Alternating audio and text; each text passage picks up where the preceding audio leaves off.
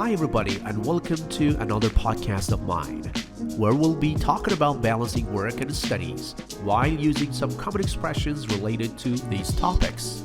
So today we're going to be talking about work and studies.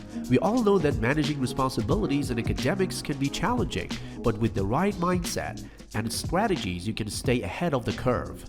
Let's dive into our story and explore some useful expressions. I'm ABL Mosharati, an English teacher and a teacher trainer. Here is the story. Alex was a hardworking student who worked part-time at a local cafe to support himself. Although he often had to burn the midnight oil to keep up with his studies, he made a point to pull his weight at work as well. During exam season, Alex's friends crammed for exams at the last minute, but he preferred to hit the books consistently throughout the semester. To ensure everyone at work knew about his availability, Alex kept his manager in the loop regarding his exam schedule. Finally, exam results were announced. While Alex passed his exams with flying colors, some of his friends made a mess of their exams due to lack of preparation. Proud of his achievements, Alex knew he had to stay on top of both work and studies to maintain his success. Now, let's continue with the key expressions. Don't forget to have your pen and pencil ready. Okay, the first expression was burn the midnight oil. If you burn the midnight oil, you try to stay up late working or studying. For example, Alex often burned the midnight oil to keep up with his studies, which means Alex often stays up late working or studying. Next expression.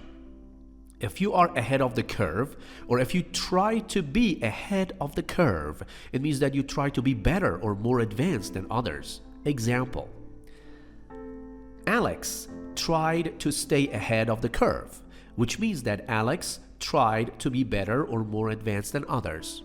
So, cool. All right, let's move on to the next expression, cram for exams. If you cram for exams, you try to study intensely in a short period. Okay?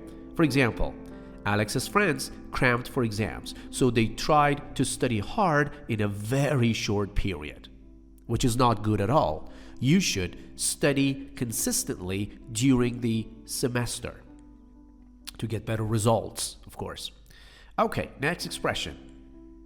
Pull your weight, which means to do your share of work. If you pull your weight, you do your share of work. Example, he made sure to pull his weight at work. So if you pull your weight at work, it means that you do your share of work, which is good, which means you're not lazy, which means you're hardworking. Okay. Keep in the loop, L-O-O-P, which means to update or inform someone about something.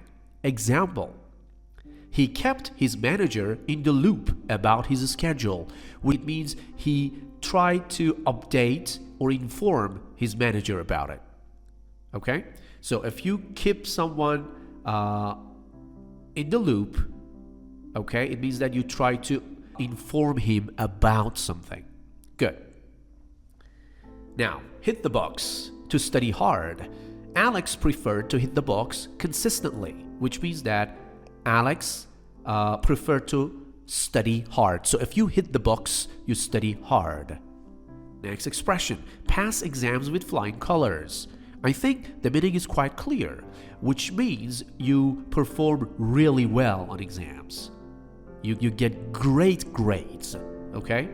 So, example, some of Alex's friends made a mess of the exam, but Alex passed his exams with flying colors. Okay, which means Alex passed his exam with great scores. He did really well on exams.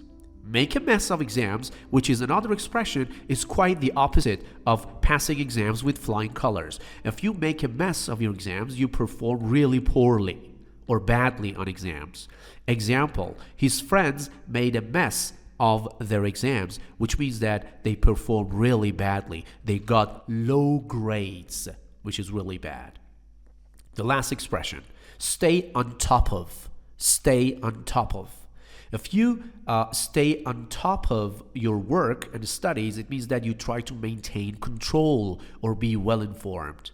Example, Alex aimed to stay on top of both work and studies, which means Alex wanted to maintain control of both his work and studies. Okay, good. So try to stay on top of your work and studies.